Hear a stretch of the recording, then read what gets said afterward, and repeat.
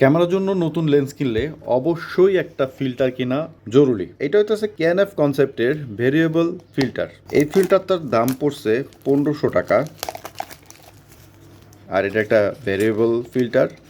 Variable filter বলতে হচ্ছে কি, যখন হচ্ছে আপনি আউটডোরে শ্যুট করেন, মাঝে মাঝে তখন দেখা যায় বাইরে প্রচুর লাইট, সব কিছু এক্সপোজারে হচ্ছে চলে যাচ্ছে, তখন এই ফিল্টারটা দরকার হয়।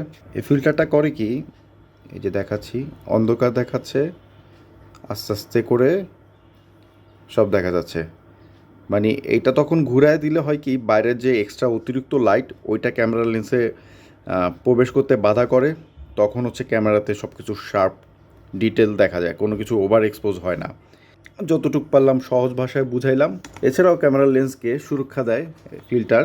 প্রতিটা লেন্সের জন্য এই লেন্সের সাইজ আকারে ফিল্টার পাওয়া যায়, ওই সাইজ আকারেই কিনতে হয়। সাইজ মতো না মিললে কিন্তু ফিল্টার লেন্সে লাগবে না। ওকে, আমি ফিল্টারটা এখানে লাগাই ফেলছি। আর এই হচ্ছে ফিল্টার। এই যে ঘুরাইলে ভিতরে লাইট প্রবেশ করে, তখন ভিতরে জিনিস দেখা যায়, আবার লাইট প্রবেশ বন্ধ, ভিতরে জিনিস দেখা যাচ্ছে না। এই হুডটা যদি আমি সোজাভাবে লাগাই তাহলে ফিল্টারটা এখানে বসতা ছিল না, তাই আমি হুডটাকে উল্টা করে লাগাই তারপর ফিল্টারটা বসাইছি।